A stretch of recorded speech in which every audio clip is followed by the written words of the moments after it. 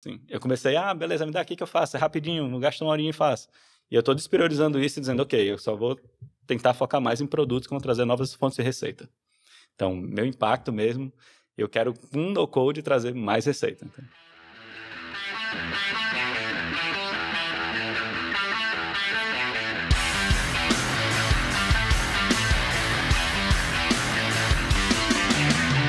Antes de a gente começar esse episódio, eu queria dar uma palavrinha sobre o nosso patrocinador oficial dessa temporada. Sabe quando você tem que assinar um documento e é uma burocracia danada e super difícil conseguir a assinatura de todo mundo? Ainda mais se você tiver que fazer no papel e caneta. É fogo. Com a ZapSign você consegue fazer isso de maneira rápida, eficiente e tudo 100% digital, inclusive onde todas as assinaturas têm validade jurídica. Então, se você quer economizar tempo, papel e, obviamente, dinheiro, a ZapSign é uma ótima solução para isso. Inclusive, super segura, onde você consegue acessar todos os seus documentos que foram assinados na própria plataforma da ZapSign. E, de quebra, eles ainda integram com mais de 1000 aplicativos, como HubSpot e RD Station. Então, se você quer aproveitar a ZapSign, eles têm um desconto promocional para os ouvintes do Mesa de Produto. No primeiro mês você paga 99 centavos para testar o plano completo ou profissional da ZapSign. Então aproveita e experimenta essa ferramenta que você vai gostar bastante. E eu te vejo no episódio. Olá, estamos começando mais um episódio do Mesa de Produto, um dos programas do PM3 Talks. E dessa vez a gente vai falar sobre um assunto que pode assustar algumas pessoas, mas na verdade é bem simples de aprender. A gente vai falar sobre como criar produtos com no-code. E para esse papo aqui, para essa mesa de hoje, a gente está com a Priscila Lugão como co-host, que é coordenadora de produto na PM3. Oi, gente. Eu acho que vocês já me viram aqui várias vezes. Estamos voltando para mais uma. Boa. E a gente está aqui também com o Bruno Branac, que é fundador da Gesto, que é uma ferramenta que facilita processos e automação, tudo no-code, bem simples de usar. Bem-vindo, Bruno. Obrigado, e obrigado também por conhecer vocês aí pessoalmente, que a gente já vem conversando tem um tempo, então é um prazer estar aqui. Boa. E também com o Efraim Filho, que é conhecido aí por algumas pessoas na comunidade de produto como o mestre no-code das gambiarras em produto. Então, bem-vindo. O Efraim, você hoje é Product Manager na OLX, não é isso? Isso aí. Hoje eu estou bem focado nessa parte de fazer no-code lá dentro. Legal. Pô, acho que o papo vai ser legal. E acho que para começar essa conversa, acho que seria legal a gente falar sobre o que é no-code exatamente. Obviamente, a pessoa que está ouvindo ou assistindo a gente vai poder aprender mais sobre no-code ao ouvir esse episódio, mas aonde mais ela pode estudar e aprender? Conte um pouquinho para a gente. A minha definição pessoal de no-code é que no-code é tudo aquilo que antes você precisava usar código, mas hoje você não precisa. Tá? Então, um exemplo muito tradicional é a própria automação. Né? Você antes tinha que usar código para poder mandar um e-mail sempre que fecha uma venda, por exemplo, coisas nesse sentido. E hoje você não precisa mais. Né? E eu gosto dessa definição porque hoje no-code entrou numa hype, um pouco de tudo vira no-code, né? Então, não é o fato de você não programar que algo é no-code. Então, eu gosto dessa definição justamente porque você coloca nessa transformação, que é você precisar de código para não precisar de código. Então, um exemplo que, pelo menos, eu às vezes acho um pouco polêmico, o pessoal às vezes fica um pouco meio assim com esse exemplo, é que eu não acredito que ferramentas de Kanban são no-code. Por quê? Porque a origem delas é no post-it. Não é que você programava um board lá e aí sim você fazia coisa. Claro que você pode ter funcionalidades no-code dentro daquelas ferramentas e tudo mais, mas ela em si não é uma ferramenta no-code. Então, o no-code, ao meu ver, pelo menos, né, é tudo isso que você precisava programar, hoje não precisa mais. Né? Acho que esse é o jeito mais simples de colocar o no-code, e aí já nesse caminho, falando um pouco de low-code, é o que você precisava programar muito, agora você programa um pouquinho. É, né? O low-code. Que vem a parte do low, né? Então, é assim que pelo menos a gente busca definir, né, internamente, e é muito de como que a gente cada vez deixa mais simples alguma coisa para que o conhecimento inicial daquela pessoa sobre aquele método, né, seja o menor possível para que no fim do dia ela possa resolver um problema. Aí não sei se também você concorda ou se tem uma definição diferente do que você acredita ser no-code ou não. Eu concordo, assim, de modo geral, mas eu não gosto muito do nome no-code, na verdade. Eu acho que ele colou por causa do Ryan lá do Product Hunt e ficou. E aí, quando ele ficou, beleza, comecei a usar o nome no-code. Mas sempre minha preocupação era no-code para mim é usar SaaS, pronto. Então, no lugar de eu usava código para tudo. Depois comecei a usar framework para aquilo. Depois eu comecei a usar funções prontas que já existiam para aquilo. basicamente copiado do Stack Overflow. Hoje eu pego e posso usar um SaaS pronto para isso. E hoje a gente tem muito micro SaaS que ajuda muito nisso, né? Que é SaaS bem específico que ajuda naquele qual? ponto. Citar um exemplo. Um exemplo que a gente estava até comentando, né? O Tally é excelente para fazer embedar um form transparente dentro de uma ferramenta. Então, eu acho ótimo, e a gente falando só do mundo de ferramentas e de form. E ela é bem específica para isso. Para outros forms, eu vou usar outras ferramentas de form também. Se eu vou usar, por exemplo, para agendamento, eu vou usar um calendar ali da vida, You Can Book Me. Então, assim, tem várias que eu posso usar que é bem específico para aquele tipo de ação. Né? Legal. Então, acho que é isso. Assim, é SaaS, usar SaaS pronto. E aí, por isso que quando começa a discussão no-code, low-code... Então vocês conflitam nessa opinião? Não, eu acho horrível o nome no-code, na verdade. Se tivesse uma sugestão de um nome melhor, a gente usaria, mas é realmente... O outro nome também, eu nunca encontrei um outro nome que fosse melhor, é do tipo, um enabler, porque já começa que é um nome ruim porque era negativo, porque você tem que falar o que não é, né? Então fica difícil até para você ter uma definição que seja simples, do tipo, é uma ferramenta de produtividade, fica muito genérico também se vai para outro lado, né? Então... no fim do dia, não é um nome bom, mas acho que é um nome onde tudo começa, né? Então, acho que uma história legal nesse sentido a Salesforce mesmo, no começo, tinha aquela briga de você ter os servidores dentro da sua própria empresa e você gerencia tudo aquilo, e ela tinha a parte de cloud, né? Então, eles começaram muito com uma batalha do não software, né? No software. Que no fim do dia virou cloud, né? Depois de muito tempo, etc. E aí hoje cloud nem se fala, é só uma coisa óbvia em todo produto, etc. Ninguém fala assim, vou começar uma empresa, vou comprar 2 servidores e daí sim vou rodar meu site, etc. E eu acho que o no-code vai passar por uma fase muito parecida. A gente ainda está na fase do no software. Em algum momento vai ter uma palavra melhor para isso. Eu acho que talvez até a parte de AI meio que englobe no-code, vire um negócio só. Porque também é um enabler no sentido de você vai conseguir fazer mais coisas que você não conseguia fazer porque tem uma ferramenta te ajudando, né? Que é a parte que você falou. Então, são essas ferramentas que te dão superpoderes. Eu acho que talvez seja uma forma melhor de definir, né? Software de superpoder, alguma coisa nessa linha eu preferiria do que o no-code. Mas acho que é uma fase de quando você está muito no começo, né? E aí depois tem a fase final, que é o desaparecer, né? Ela é tão óbvia que ela desaparece. Então, eu acredito que isso vai acontecer com o no-code também. O mesmo que aconteceu com o no-software, né? Porque... Quando você fala desaparecer, é que ela vira um padrão, vira quase óbvio, um né? commodity, assim. Tipo, todo mundo faz e ninguém pergunta, o seu software é na nuvem? É uma obviedade, né? E antes, software era sinônimo de disco, né? O cara comprava um disco. E aquilo que se chamava de software, né? Hoje, você fala de software, já é óbvio que é na nuvem e tudo mais. Então, eu acredito que o no-code vai ser a mesma coisa. Assim, vai ser estranho ter que programar algo que deveria ser simples de fazer. Sim. Óbvio que coisas mais profundas aí, né? Sempre vai ter. Você falou de AI e tal, eu fiquei meio viciado essas últimas vezes aí no Midjourney, que você dá um comandinho e ele gera imagens incríveis em alta resolução, super legal. E eu tenho a sensação, pra mim, como usuário, que é uma espécie de no-code mesmo. Pô, dou um comando de uma linha e ele gera pra mim uma imagem, às vezes, incrível. Às vezes meio bugada, mas muitas vezes incrível. Vocês considerariam isso no-code também? Ou não, apesar da nomenclatura ser controversa? Eu acho que, só pegando esse teu ponto, e o que o Bruno estava falando antes, no-code vai virar basicamente um build versus buy. Eu vou comprar uma ferramenta para fazer aquilo, eu vou construir aquilo. Então, é meio que natural, e eu gosto de fazer paralelo com o mundo de marketing digital, assim.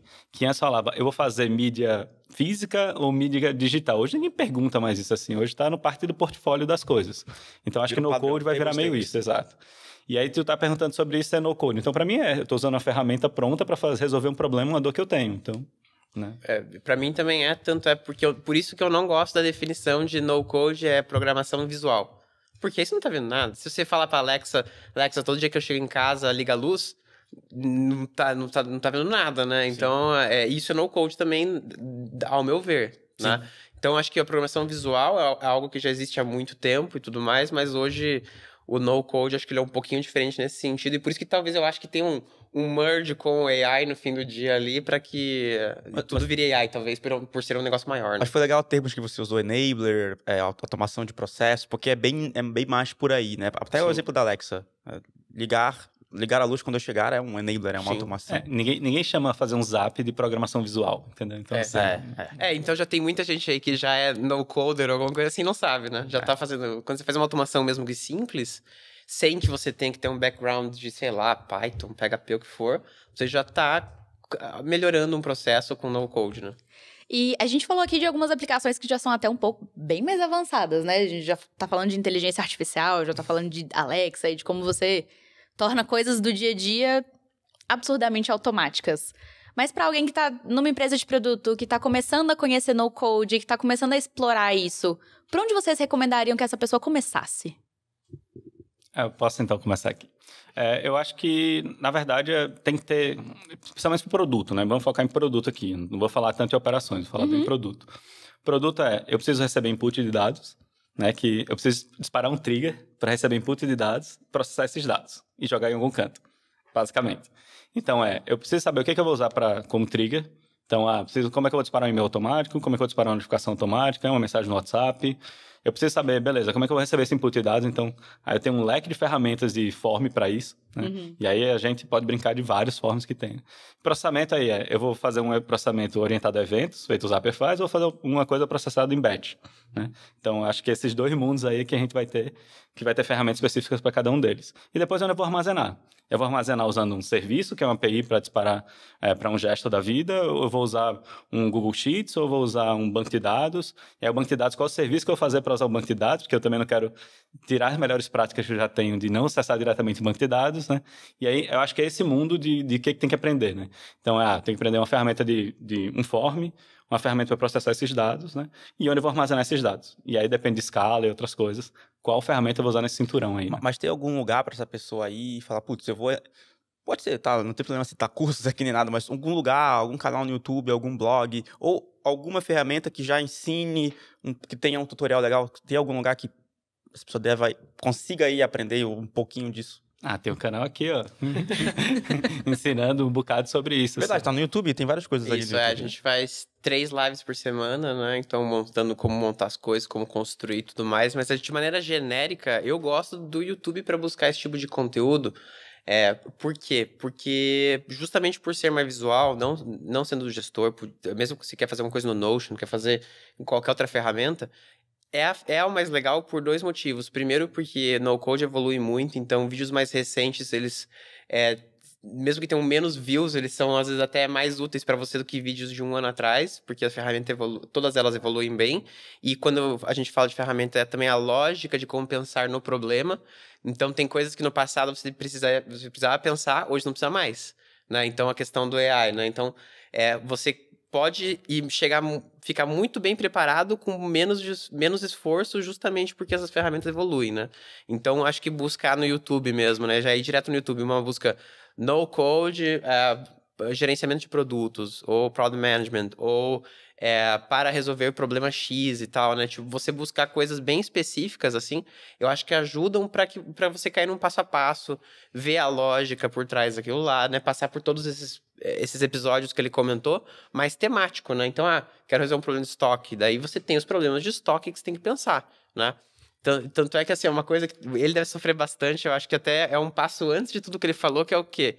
O que você quer resolver. Uhum. Então, a gente mesmo faz call com o cliente que assim, eu quero tudo. mas tudo, eu não sei por onde começar. O estoque é um CRM, é muito genérico e aí é difícil chegar no problema real, né? Então, qual que é o problema que você quer resolver? E aí sim, isso vai ajudar a definir do tipo...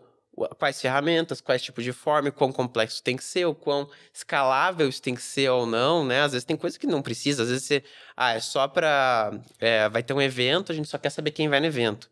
Não precisa fazer um negócio absurdo, né? Então, essas perguntas, acho que primeiro o básico normal de resolver problema, acho que é o inicial do no-code, e aí o no-code o que vai dar são as ferramentas mesmo para você colocar aquilo na prática. E dependendo do problema, vai ter a ferramenta A, ou B, ou C, que vai ser melhor para aquilo, né? Mas conteúdo é YouTube e fazer login free nas ferramentas e brincar. Uma vantagem do no-code é que tá tudo disponível e é rápido para ir lá, rapidinho sobe uma planilha, né? Mexe ali, brinca no negócio, acho que você aprende...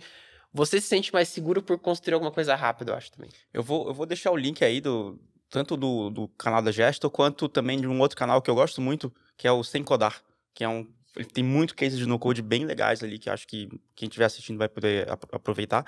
E eu queria perguntar para vocês, que cases legais vocês já viram de no-code? Pode ser tanto de um gerente de produto usando para alguma ferramenta interna ou até para algo externo, ou um case de uma empresa.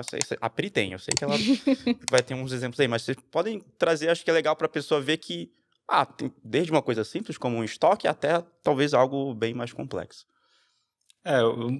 Assim, eu acho que, principalmente da questão de busca, eu estava dizendo, né? Eu falei, o conjunto mínimo. A gente falou, beleza, canais preferidos, né? Acompanhar a hashtag, por exemplo, da vida também é outro jeito. Mas aí tu começa a ver cases bem legais disso, né? E aí tem cases, eu acho que são dois mundos bem paralelos. Aí eu acho que tu pode falar melhor de produtos internos e eu acho que tu tem muito mais propriedade nisso. Mas, principalmente, de criar produtos com isso ou features, né, funcionalidades específicas de produto, cara, tem muito caso legal, né? Então, assim, na PM3 a gente fez algo legal nisso, assim, né? A gente fez vários algos legais nisso. E eu acho que, assim, o produto... Mas conta um que não seja o nosso. Bora lá. Aplicando o nosso. Conta tá bom, então fechado. Tem uma funcionalidade bem legal. E eu gosto de pegar mais funcionalidade porque quem está no mundo de produto, normalmente não está começando produto do zero, né? Tem alguma coisa que está fazendo que já existe um produto maior, né? E aí foi o caso de dashboard específico que a gente teve dentro da Ziplo, né? Que é um side project que eu tenho e lá foi bem legal porque o pessoal fez, a gente precisa de alertar as pessoas da venda que está ocorrendo, pessoas criadoras de conteúdo. Gente, beleza, a primeira coisa que eu fiz foi no Zap, ativei o SendGrid para disparar e-mail. E aí toda venda que ocorria, quando a pessoa começou a receber 2.000 e-mails por dia, o pessoal fez, não, tá insustentável, Efra. Aí eu falei, beleza. O que eu fiz? Segundo passo, peguei o Glide, montei aquilo, e aí eu escrevi um script que fazia juntando em Python, né? Como eu sei programar, aí então eu juntei. Aí fez o low code. Mas só porque foi mais fácil para mim e eu entregava valor mais rápido assim. Dava para fazer sem código também. Então o que eu fiz? Eu peguei e juntei PagSeguro, PayPal e Shopify. Juntei esses dados com esse script e aí botei na planilha e o Glide estava pronto. Eu demorei 4 horas escrevendo script, porque eu sou um péssimo programador, e 2 horas fazer o app. Então, assim, em um dia, a gente estava com o dashboard pronto. E aí foi legal que o pessoal fez, mas quando está pronto? Não, vocês não entenderam. Está pronto, pode usar. Aí o pessoal atualiza quanto tempo? Eu disse, diariamente. Porque o job roda diariamente. O job era eu, baixar tudo, rodar o script, né? E beleza, tava lá, magicamente pronto, o app funcionando. Então, esse foi um case bem legal de começar a fazer uma funcionalidade inteira. E o que eu fiz? Só usei um subdomínio diferente. Botei dashboard.ziplo.com. E aí, beleza, agora tem um dashboard montado. Depois a gente evoluiu, agora veio como core, e agora fazendo todo o codado, por quê? Porque a gente queria ter o domínio inteiro da ferramenta. Então foi legal assim entender também o momento, sabe? De dizer, eu quero aprender agora se o dashboard vai ser usado, etc. Várias coisas que a gente achou que ia ser usado, não foi nada usado, como tudo no mundo de produto, né? E depois a gente disse, não, beleza, agora a gente fez como core, mais do que as outras coisas, inclusive. Então hoje a gente só tem programado isso. Todo o resto que gira em torno não é programado. Então é uma ótima maneira de validar de uma maneira rápida e barata uma hipótese ou uma feature ou um produto, né? Porque às vezes a gente tem uma hipótese, tem que pedir para o time de engenharia, vai passar 2, 3, às vezes um mês fazendo, 2, 3 semanas, um mês fazendo e eu podia ter feito um negocinho no code rápido. E sem precisar do low, né? Só o sem código. E isso a gente, sei lá, iterava todo dia. Então, durante uma semana a gente teve 7 versões diferentes do app. Então, e também sem precisar usar recursos da equipe de engenharia, né? Exato. Que é algo que... engenheiro tá com um backlog gigante. E é caro. É caro pra caramba. Você ficar indo e voltando naquilo, aí acha bug, aí acha não sei o que. Cara, faz no code, valida, deu certo, beleza. A gente vê qual que é o próximo passo. E a mesma coisa, dentro da Ziplo, a gente fez a parte de vendas. O que é a Ziplo? Só para o pessoal ter uma... A Ziplo, na verdade, é venda de infoproduto. Então, criadores de conteúdo geram aquele conteúdo, a gente faz a parte de vendas, né? Então, legal. Venda, administração, acesso... E aí foi bem bacana, assim, porque a pessoa, não, a gente tem que fazer a parte de vendas, integrar meio de pagamento. Eu fiz, não vou me preocupar com isso, porque eu não quero lidar com antifraude, não quero lidar com escala de venda, porque lançamento, etc., tem uma escala absurda. E eu disse, vamos pegar então, que é benchmark do mercado. E eu fui total benchmark, assim, eu disse, vamos Shopify com PayPal. Então, beleza, só ativei isso a primeira vez. Eu achei que ia vender 2, vendeu tipo 1 milhão. Então, eu fiquei, caraca, aí o que aconteceu? O Zapier travou. Mas minha sorte... Estourou o limite. Estourou o limite. E aí, o que eu disse? Eu me desesperei no primeiro momento, né? No segundo momento, eu fiz, beleza, o que acontece agora, né? Aí eu fiz o upselling mais lindo que eu já vi na minha vida, né? Que era, você tem 30 dias para rodar tudo que está parado aqui. Você tem que sair do plano de $30 para o plano de $300. Quer? Sim, beleza, dá o play agora, acabou, sabe? E aí eu, beleza, rodei aquele mês e depois desci de novo. Isso dentro do Zap? Dentro do Zap. Então, assim, foi algo que o pessoal sempre fala, no code escala, que é uma preocupação super comum. Eu digo, escalaria muito melhor do que se eu tivesse feito com o meu código bem ruim, sabe? Então, eu digo, eu me baseei em ferramentas prontas que me davam aquela maturidade que eu precisava para aquele momento. E nunca saí delas, inclusive, até hoje. Depois de 3 anos, sabe? Porque não vale a pena eu fazer. Eu queria só deixar um recado para quem está assistindo a gente está citando várias ferramentas, a gente já citou Glide, Zapier, várias delas, e a gente vai deixar aqui embaixo na descrição o link de todas para você entrar, dar uma fuçada, ver quais são as possibilidades, ver o que dá para fazer, e se você consegue encaixar isso em alguma coisa do seu dia a dia também. Essas próprias ferramentas têm tutoriais, Sim, vários. exemplos, assim como tem na Gesto, então acho que tem bastante coisa para você que Quase aprofundar. todas têm uma versão grátis, então acho que eu até, se quer começar rápido, cria uma conta, vai lá, dá uma brincada, chega quando você travar, vá pro YouTube, vai para outro lugar, porque acho que é a maneira mais legal de você ver o quão fácil é. E já construiu alguma coisinha, né? Já ter ali alguma coisa material pra brincar. E eu acho que uma das maneiras mais fáceis de aprender é geralmente como eu ensino alguém a mexer em algo no code, eu falo, faz uma notificação aparecer no Slack. Faz uma notificação aparecer no Discord. Uma notificação de quê? De quando chegar um e-mail pra você. Mas uma notificação de qualquer coisa, só pra você testar. Não importa se você não vai usar, mas pra você ver o fluxo. Coisa simples mesmo. Sim, até porque o próprio Zapier, ele é muito intuitivo. Pelo menos eu acho ele super intuitivo. É super, se tal coisa acontecer, outra coisa acontece. E ele tem uma página que eu acho particularmente legal, que você consegue fazer as combinações de tudo que eles têm API. Então você pega, por exemplo, um nosso, vai disparar o e-mail e vai mandar alguma coisa no Slack. Você consegue botar lá, eu quero Gmail, eu quero Slack. E ele te mostra todos os triggers que você consegue gerar com aquilo. Então, cara, vai fuçando, vai procurando os tutoriais das ferramentas. Eu acho que dá pra aprender muito só vendo as possibilidades da ferramenta. E Bruno, você tem cases legais aí de no-code? Seja interno ou externo pra contar? Tem bastante case, né? No nosso caso é muito mais interno, né? Então, produtos internos para a própria empresa, né? Acho que tem 2 tipos que eu gosto bastante, assim, que de forma genérica, né? O primeiro é quando uma pessoa que sabe zero sobre programar vira o programador da empresa, né? Então, isso é muito comum, uma pessoa que entende de processo, uma pessoa que sabe acho que é a pessoa que entende aquilo que a gente comentou, qual que é o problema, qual que é a solução que eu tenho que ter, e essa pessoa, ela muito rapidamente, ela vai de, às vezes, até, sei lá, o estagiário da empresa, que o cara virador ali, quando vê, toda a empresa depende do que ele construiu ali, das automações e tudo mais. Então, esse que eu acho que é muito legal.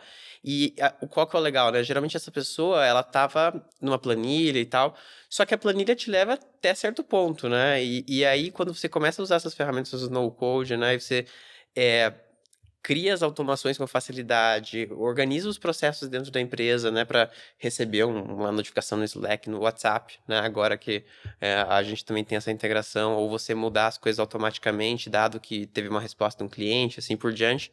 Esse primeiro caso eu acho muito legal, e o segundo caso que eu acho que é bem interessante, que é bem comum e recorrente, especialmente nos últimos meses aí de crise, é a substituição de 30 ferramentas por uma, né? Então, um problema muito grande que às vezes até, acredito que os PMs têm nas empresas cara, eu preciso de informação para saber como que eu vou fazer tal coisa. Só que a informação tá em 6 diferentes produtos e também tá no database e tá não sei aonde.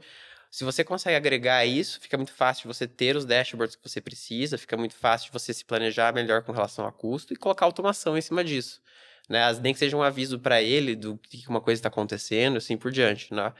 E indo para aquele lado mas no code resolve coisas complexas, escaláveis, né? Acho que tem um exemplo nosso que, particularmente, ele é bem robusto, né? Que é um dos nossos primeiros clientes, na verdade, bem de lá atrás, né? Que faz toda a parte de home care, né? Que é quando a pessoa é atendida em casa em vez de no hospital. E ali ele tem toda a parte de prontuário do paciente, tem permissionamento diferente para quando o médico visita, ou a enfermeira, ou o fisioterapeuta, eles têm no celular a informação daquele paciente, se ele vai poder tomar aquele remédio ou não, quais as condições, colocar ali como que aquela pessoa está se sentindo hoje, etc., um controle individualizado de cada estoque, de cada casa. Então, imagina, em vez de ser um estoque único, né, são, sei lá, 2.000 estoques, 3.000 estoques, o número de pacientes que eles tiverem. E aí, esse estoque tem que estar automaticamente balanceado com a parte das ambulâncias e também com o estoque geral deles. E aí, em cima disso, eles gradativamente foram colocando no financeiro, no RH, e assim por diante, criou efetivamente ali, né, um super ERP, vamos dizer assim, de uma forma que foi criado para eles, né? Específico para a operação deles, né? Não, mesmo que às vezes tem um RP de mercado, tipo, para home care, não chega no nível de detalhamento que eles gostariam e eles estão em constante mudança, melhorando, colocando uma automação, vendo que até com feedback do próprio médico, né, de como fazer aquilo e tal. Então tem alguns casos legais nesse sentido. Também a parte de comida a gente trabalha bastante. Então, por exemplo, o Algarri, né, que tem aquela parte de saladas aqui em São Paulo, são bem fortes.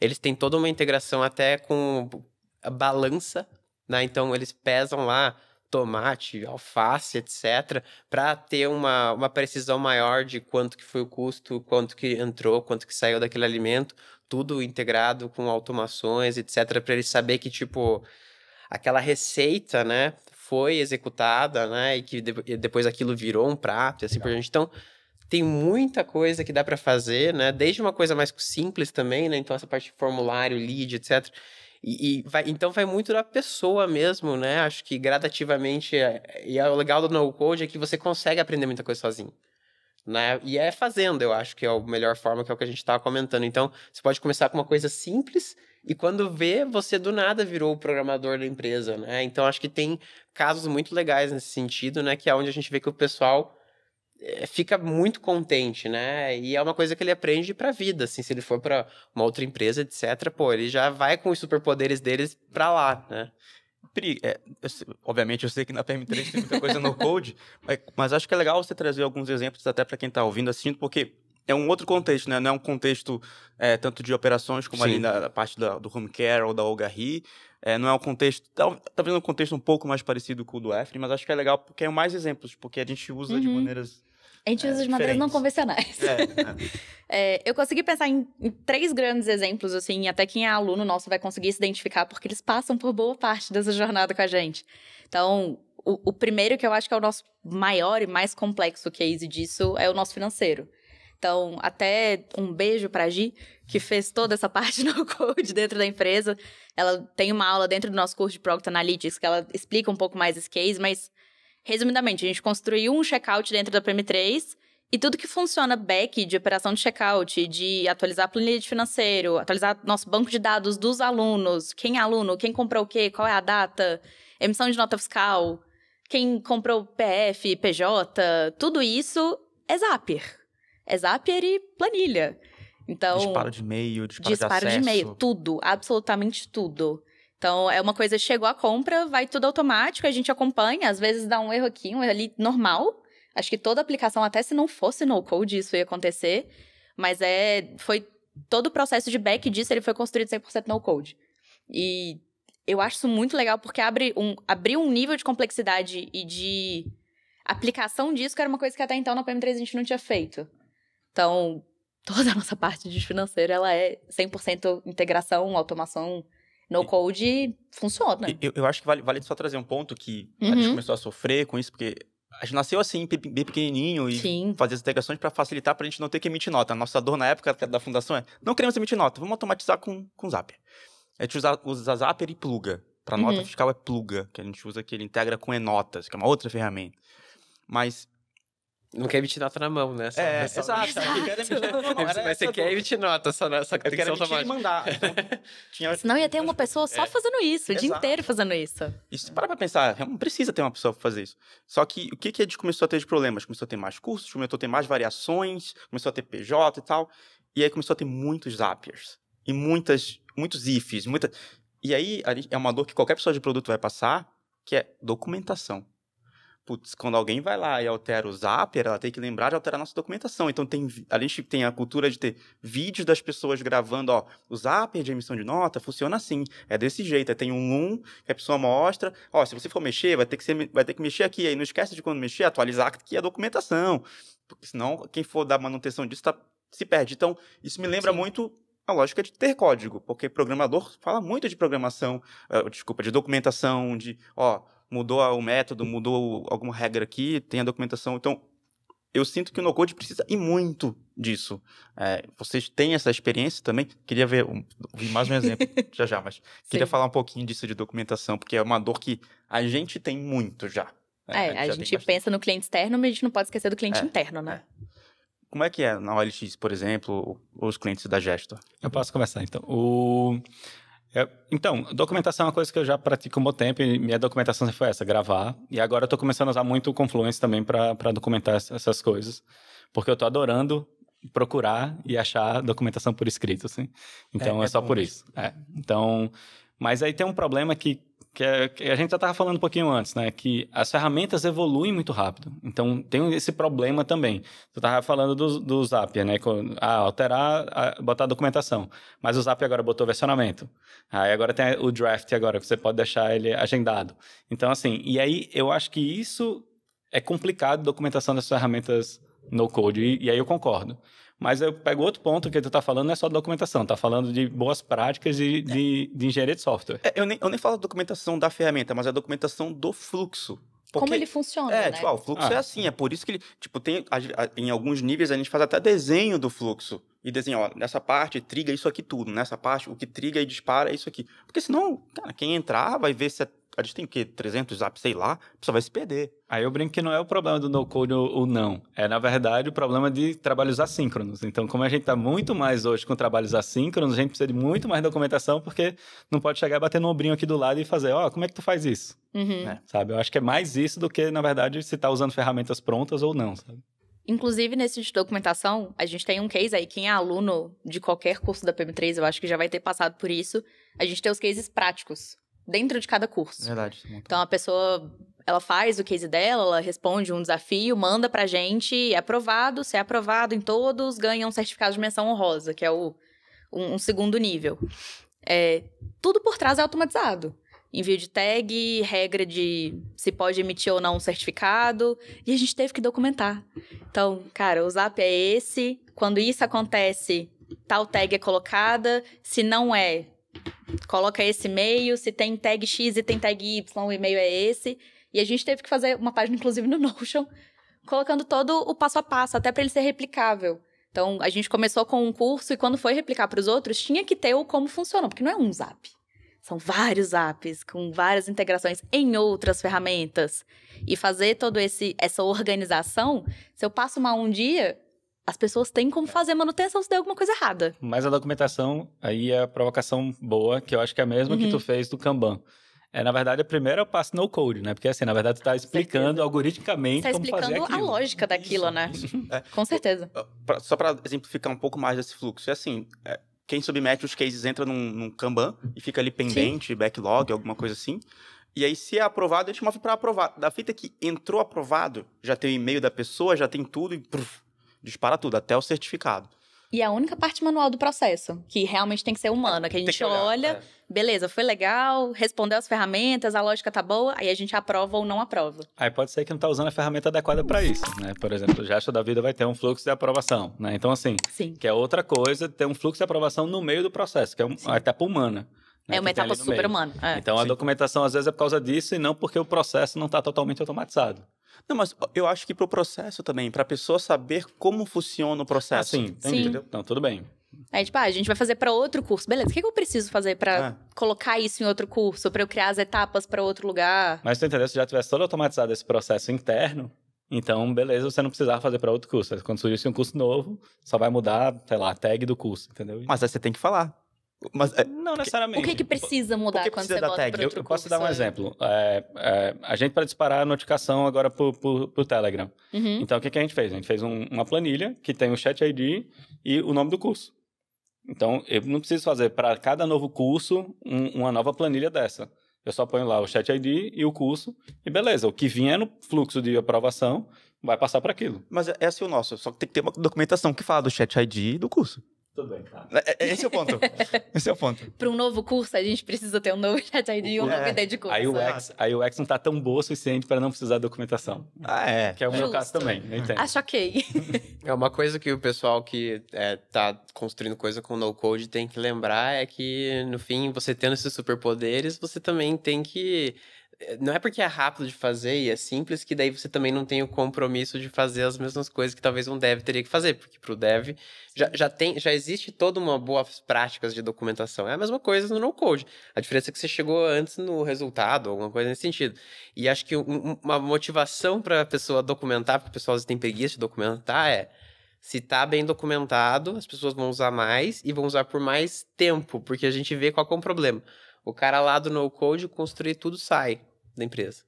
Aí o pessoal que fica perdido, mas o cara não documentou. Daí o problema não é o que ele construiu, é porque não tem documentação e às vezes o cara, sei lá, não responde, não sei o que acontece, né? A e galera tal, fica insegura de usar e quebrar alguma fica coisa. insegura, e daí cria uma coisa igual em paralelo. Então isso é normal, isso acontece com código, sem código, não interessa. Então, assim, é um pouco... Se você, especialmente para o cara de produto, tem que entender a importância de você documentar, explicar o que você fez, né? Deixar lá atualizado também, se tem alguma mudança e assim por diante.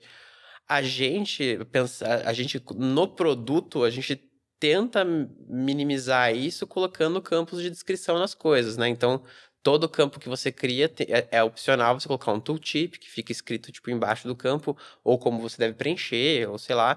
Toda automação que você cria, você também pode colocar explicar o que é uma descrição da automação e tal. Nem todo mundo usa, mas quem usa, né? E se você nomeia as coisas também, as tabelas, os apps, os dashes, melhor a chance de uma pessoa que entra do zero conseguir utilizar é mais alta, né? E às vezes assim, putz, mas é muita coisa que tem que explicar.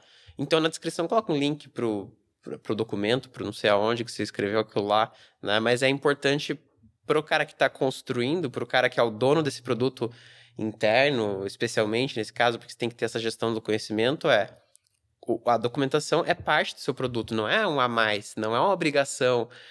Não tem produto sem a documentação, especialmente um produto que pode mudar muito. Porque se você muda uma regra sem avisar o outro, às vezes tinha outra coisa que estava impactando aquilo e ninguém vê e vira uma festa, né? E aí dá a impressão que, assim, ou o cara que criou inicialmente era ruim, ou que a ferramenta não funciona, ou porque é bug. Na verdade, não, às vezes só foi uma falha de comunicação mesmo. Então é aquilo, você tem poder para mudar muita coisa, mas também você tem que saber o que está acontecendo, né, e ter essas regras. E essa falha de comunicação acontece muito no dia a dia de um dev. Vários bugs que aparecem na vida de um PM, foi isso, foi desalinhamento de dev ou desconhecimento que algo estava conectado com uma outra classe que deu um pau na hora que fizeram um deploy. Aí só a provocação, e aí eu acho que é super importante, o problema não é código ou não código, porque aí vai ter o mesmo problema. Quem nunca pegou a documentação desatualizada de uma API? Mas o problema é quão lento é para iterar, e normalmente com código é muito mais lento para iterar do que usar uma ferramenta pronta. Sim. E aí eu acho que é esse o problema da documentação em si ou não. Se eu tenho uma feature que demorou 6 meses e eu estou fazendo aquela documentação durante 6 meses, a chance daquela documentação ficar desatualizada é muito alta depois. Né? E numa ferramenta dessa, se a gente está gravando vídeo toda semana do processo que mudou, é bem mais fácil estar atualizado. Né? E a gente falou de dev e eu queria entrar nesse ponto. Como é convencer dev a trabalhar numa ferramenta no-code? Eu acho que existia no passado um estigma maior com relação ao no-code, até porque, sinceramente, no passado o no-code era menos útil. Então, todo dia que passa, né, o no-code é mais útil e esse estigma ele vai desaparecendo, né? Mas acho que uma coisa importante para o dev é entender que o no-code vai basicamente livrar ele de muita bucha, assim. No sentido de, cara, tem muita coisa que não tem por que o time de dev tá fazendo, tô perdendo tempo, assim. Até porque muitos dos devs que a gente conversa, eles também preferem fazer o que é o core da empresa. E não o disparador de e-mail, ou ver se o cara pagou ou não pagou. Óbvio que são coisas importantes para a empresa e tal, mas pro time de dev também você consegue ter a vantagem de filtrar só as coisas que você gostaria mesmo de fazer, o que são core da empresa, o que é o front da empresa, né? A parte principal do produto, do site, etc. Então, tem uma vantagem muito grande ali para que ele possa usar os próprios, né? Sei lá, se você é o CTO, você tem lá, 30 devs à sua disposição. Vamos usar os 30 devs para avançar a empresa no core, né? Todos esses problemas menores e tudo mais internos, etc. Vamos usar um no-code, vamos deixar o próprio time de produto não só trazer o problema, mas trazer a solução, né? Claro que daí você... E assim, é só criar regras de como que esse dado vai ser consumido, etc. Então, não precisa ter medo de porque o cara consegue fazer as coisas, né? Vai virar um universo à parte e tal. Você consegue fazer tudo de forma integrada, né? Mas um outro ponto com relação até, assim, a quem quer aprender a programar. Eu acho que faz muito sentido você começar com no-code. É muito mais suave. Por que é tão difícil você aprender a programar hoje? Porque é uma pancada. Você vai de nada pra, sair um monte de linha. Do no-code, você já vai pegar várias noções básicas que vão te ajudar muito até a ser um programador melhor. Como que você vai relacionar um dado, por quê, o que é quais os condicionais da sua automação, né? E aí sim, em algum momento, você vai precisar fazer um script que faz mais sentido, você faz aquele scriptzinho. Aí quando vê, você já começa a programar mais, fazer mais coisas e tal. E aí quando, naturalmente, você acaba se tornando um desenvolvedor, né? Versus o caminho oposto, que assim, do zero para se tornar um desenvolvedor, que é muito mais doloroso, acho que para a maior parte das pessoas, né?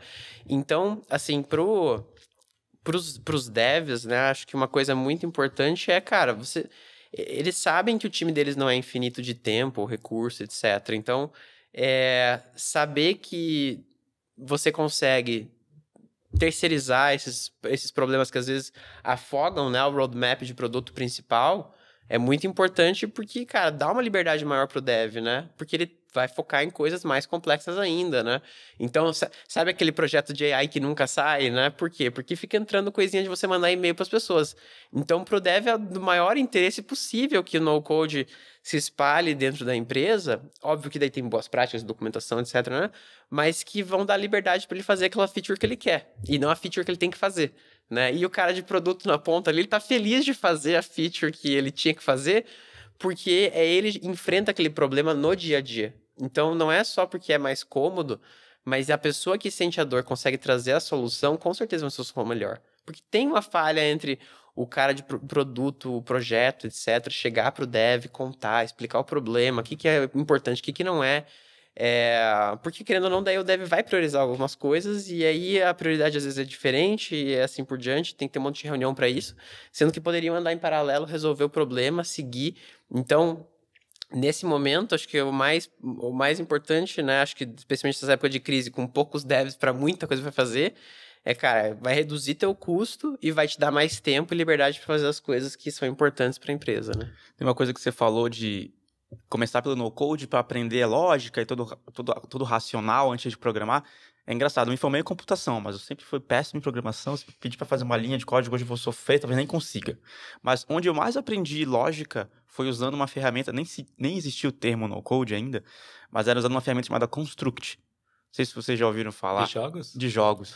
Você conseguia fazer qualquer tipo de jogo 2D. Então, algo plataforma tipo Mario, ou então aqueles joguinhos de nave. Só que não tinha nada, era uma tela em branco, você tinha que fazer os assets, então os desenhinhos ou imagens e colocava.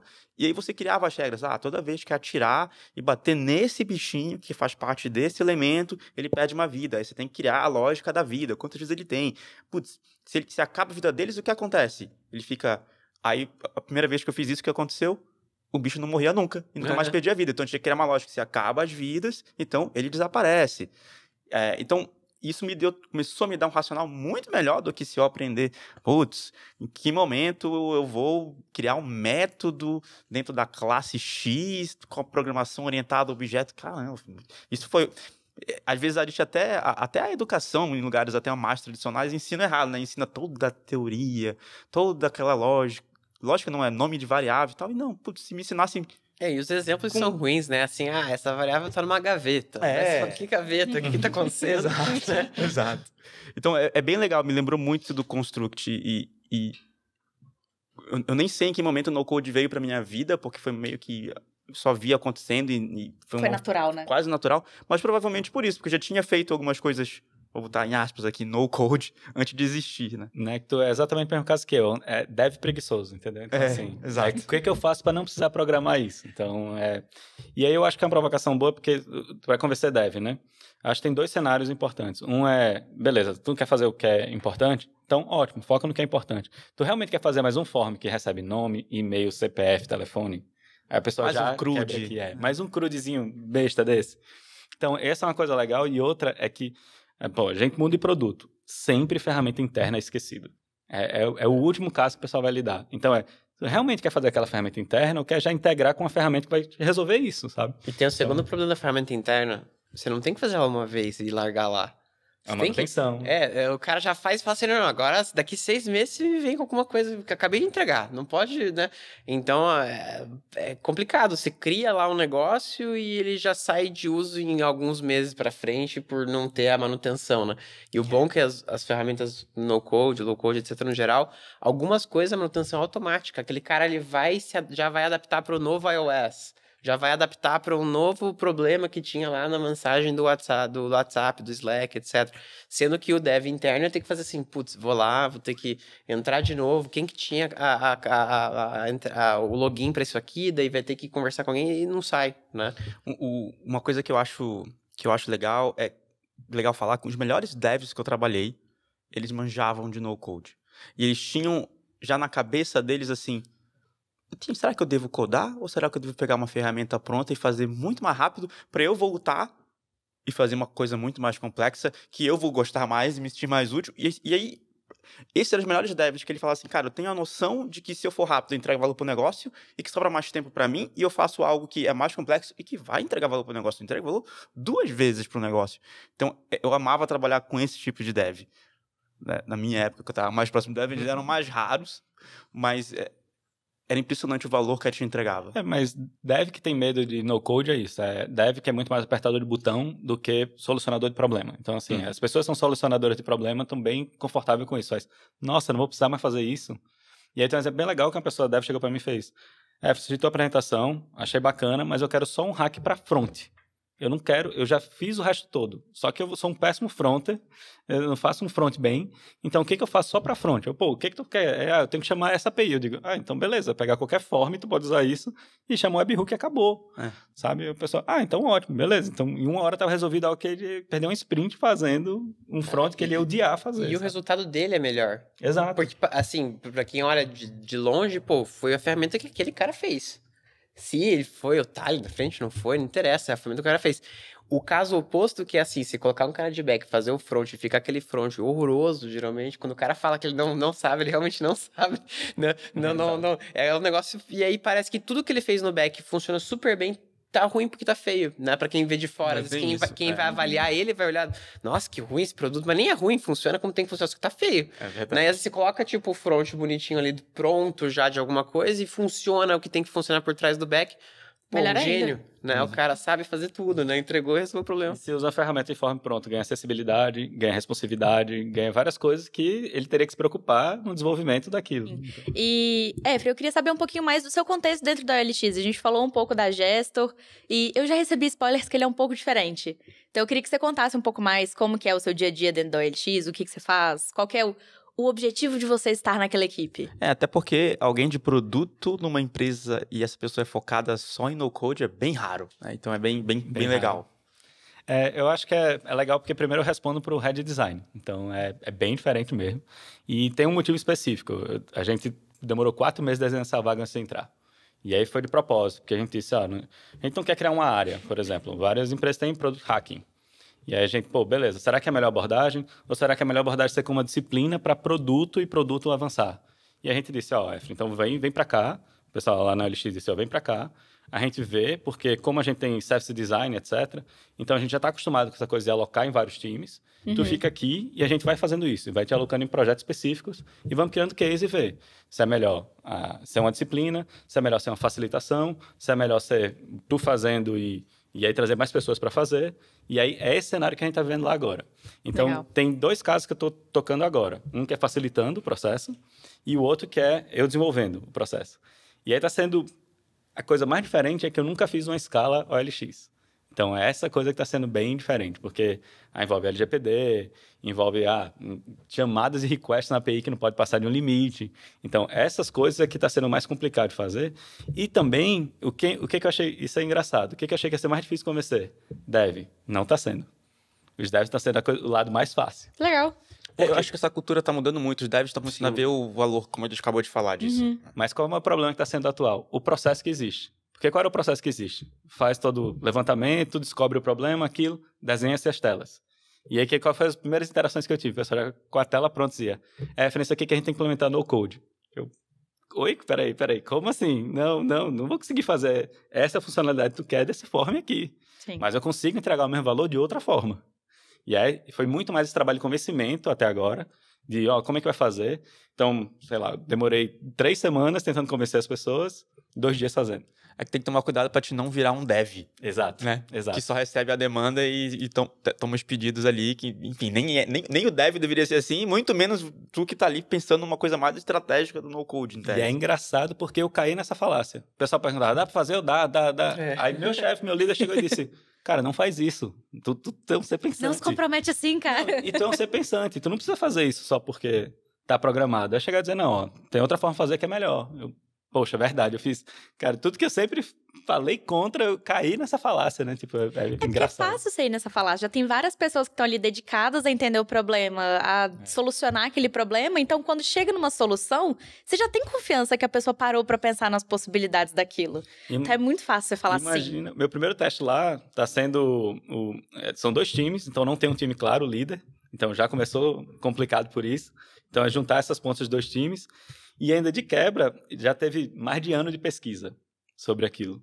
Então eu chegar e dizer, não, então, mas faz Mas não sentido dá pra fazer daquele isso, outro então... jeitinho. Mas eu posso fazer um teste rápido aqui. E aí eu comecei a ideia de errar rápido. Então, aí agora eu tô bem forçando isso, assim, vamos errar rápido, paramos aqui, foi em time frame, e aí, beleza, vamos avaliar agora. Aí agora, por exemplo, estou juntando um bocado de dados, fazer uma análise para dizer, ok, vai fazer sentido fazer uma nova funcionalidade de tal tipo. Então a gente usou um fake DOR, mas um fake DOR que tinha algo desenvolvido.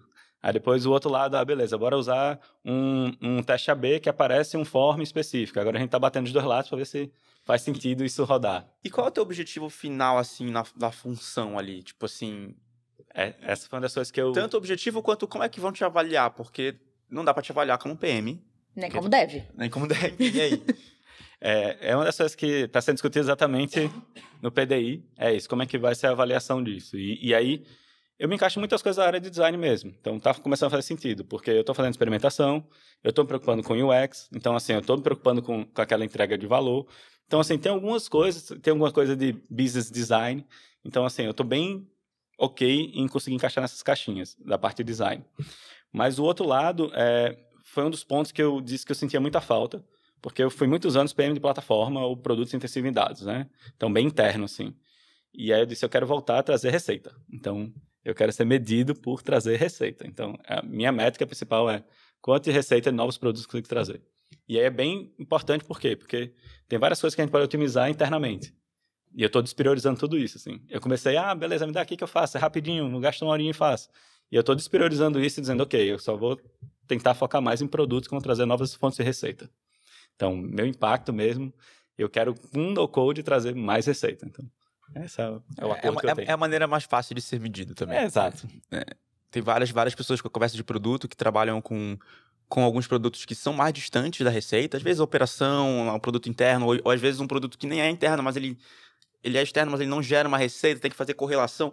Aí o pessoal se embanando, putz, como é que eu mensuro o meu sucesso se eu tô indo bem? E às vezes é difícil. É a maneira mais simples mesmo. Se o pessoal alinhou lá isso, é o ideal. Porque vai ser muito rápido.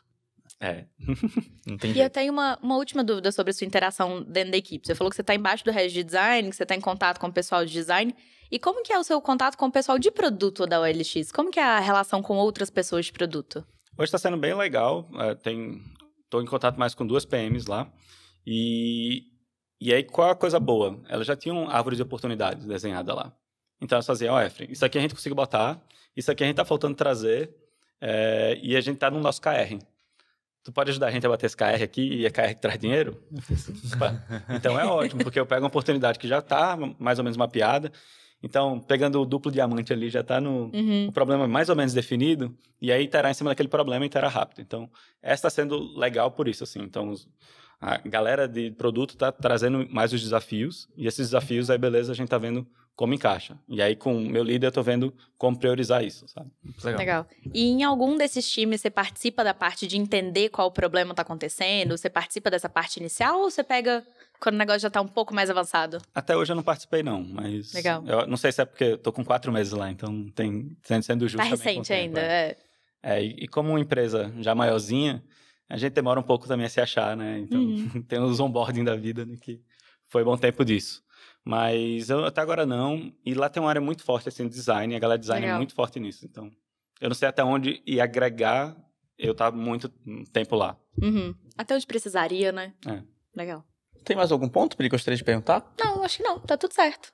Boa, vocês querem complementar algum ponto aqui pra quem tá assistindo, pra quem tá ouvindo?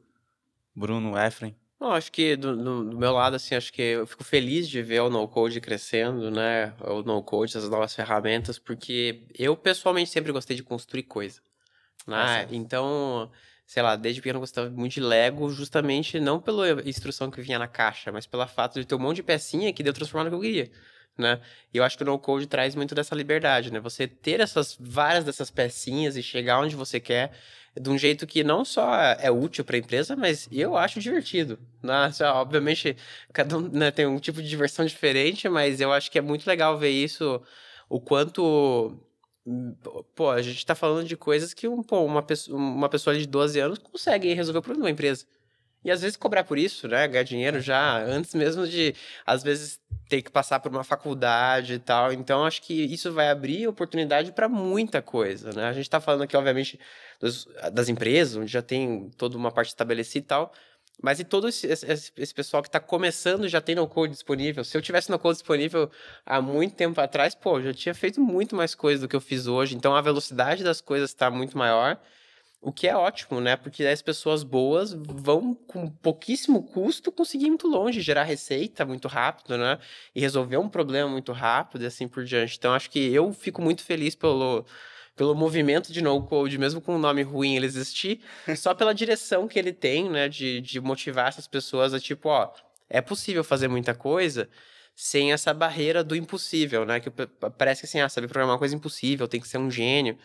Não é verdade, né? E quando o no-code ele quebra muito disso, porque é aquilo que eu falei. Quer saber se a gente tá falando real? Vai lá, cria uma conta grátis em alguma coisa. Brinca você lá.